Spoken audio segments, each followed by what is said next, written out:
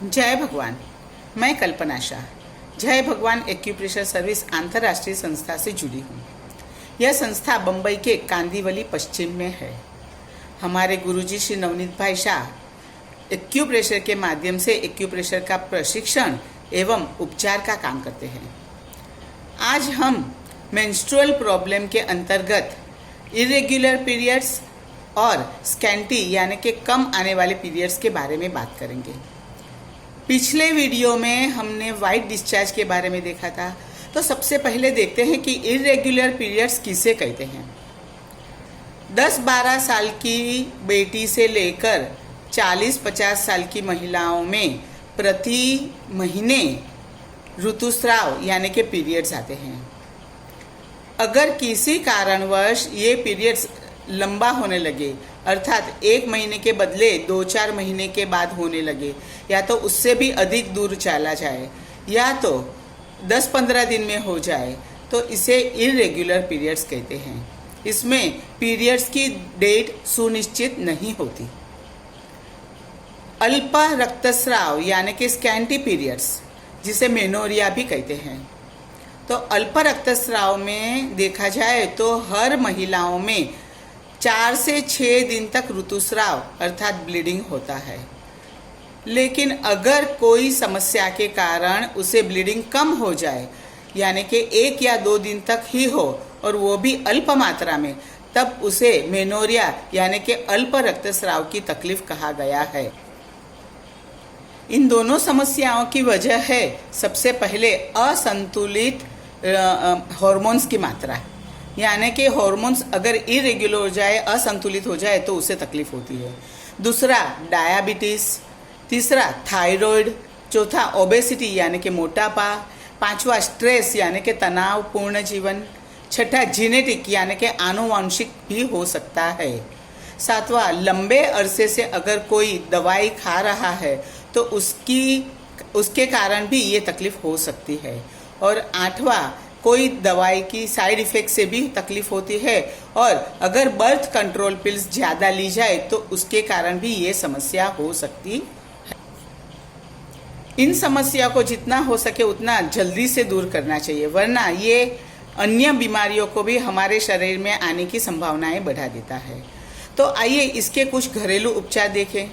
सबसे पहले जोनेसिया अशोका या तो सारा का इंडिका, ये दोनों एक ही दवाई का नाम है। इसकी 2 बूंदे आधा कप गुनगुने गर्म पानी के साथ लेना है।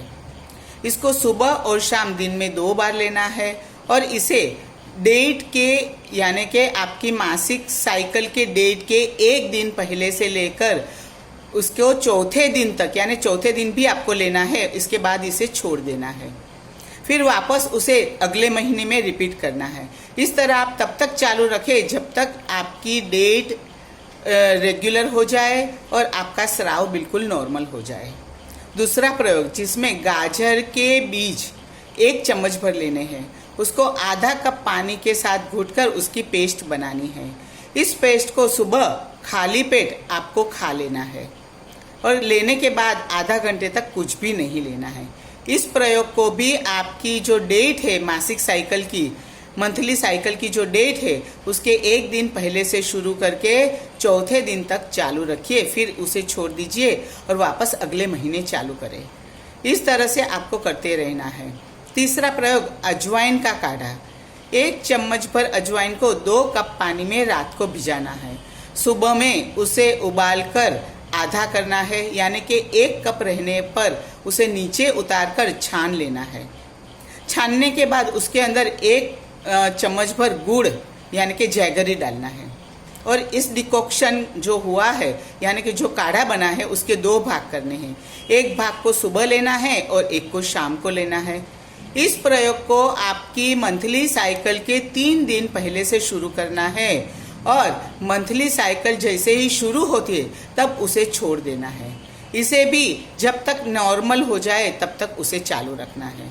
चौथा है तिल का काढ़ा। सफ़ेद तिल लेकर उसको भी अजवाइन के काढ़े की तरह ही बनाना है। 1 चम्मच तिल को 2 कप पानी में रात को भिजाना है। सुबह में उसको उबालकर आधा करना है। 1 कप होने पर नीचे उतार कर छान कर उसमें 1 चम्मच गुड़ डालना है और फिर उसको आधा आधा सुबह और शाम पीना है।